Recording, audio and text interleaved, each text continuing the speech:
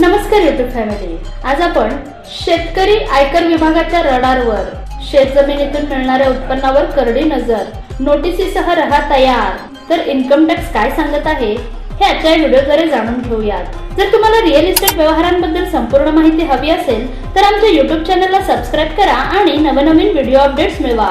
Subscribe करा आणि तुमच्या रिअल इस्टेट नॉलेज मध्ये भर घाला। गेल्या अनेक दशकांपासून शेतीतून मिळणारे उत्पन्न आणि शेत जमिनीची विक्री यांचा वापर करून लोकांनी मोठ्या प्रमाणात कर वाचवला आहे। काळा पैसा पांढरा करण्यासाठी देखील याचा वापर केला जात होता, पण आता आयकर इन्कम टॅक्स विभाग देशभरातील अशा प्रकरणांची चौकशी करत आहे। अशा स्थितीत तुम्ही शेतीतून मिळालेल्या उत्पन्नाच्या नावाखाली बेकायदेशीर पद्धतीने आयकर वाचवत असाल तर तुमच्या कारवाईची टांगती तलवार आहे। शेतीच्या नावाखाली बेकायदेशीरपणे आयकर वाचवणाऱ्यांची आयकर विभाग चौकशी करत असून लक्षात घ्या की कृषी उत्पन्नावर आयकर किंवा जीएसटी आकारला जात नाही।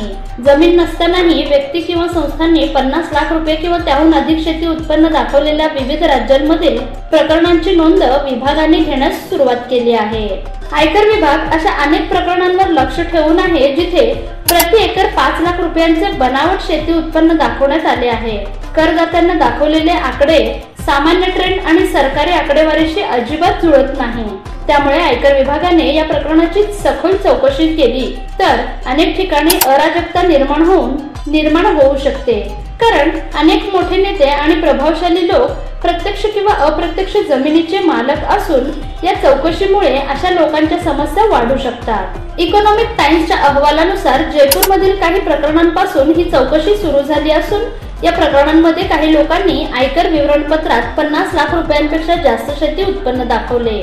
उच्च जोखीम प्रकरणे म्हणून ओळखल्या जाणाऱ्या या प्रकरणांमध्ये करदात्यांच्या दाव्यांची चौकशी केली जाईल, जी 2020-21 सालची आहे। कोणकोणत्या करदात्यांवर आयकर विभागाची नजर आहे तर जमिनीचे प्लॉटिंग आणि विक्री, शहरातील जमीन विक्री, व्यावसायिक वापरासाठी फार्म हाऊस भाड्याने देणे, कुक्कुटपालन आणि इतर तत्सम उपक्रमांमधून मिळणारे उत्पन्न शेतीतून मिळणाऱ्या उत्पन्नात समाविष्ट नाही, यावर कर भरावा लागेल।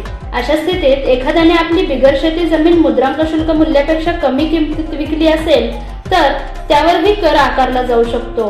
इन्कम टॅक्स कायद्यानुसार शेती उत्पन्नाला आयकर आणि सेवा कर म्हणजे जीएसटी मधून सूट दिली गेली आहे। शेतीच्या उत्पन्नात पिके विकून मिळणारे उत्पन्न किंवा जमिनीचे भाडे यांचा समावेश असू शकतो। ही जमीन महापालिकेच्या हद्दीबाहेर असावी आणि कायद्याने ठरवून दिलेल्या किमान लोकसंख्येच्या क्षेत्रात असावी। शेती जमीन विकून होणारा नफा देखील करातून मुक्त होऊ असली पाहिजे। तसेच जमीन आयकर कायदा 1961 च्या कलम 2 उपकलम 14 उपकलम 3 अंतर्गत भांडवली मालमत्तेच्या व्याख्येत येत नसेल तर वरील नियम लागू होतील।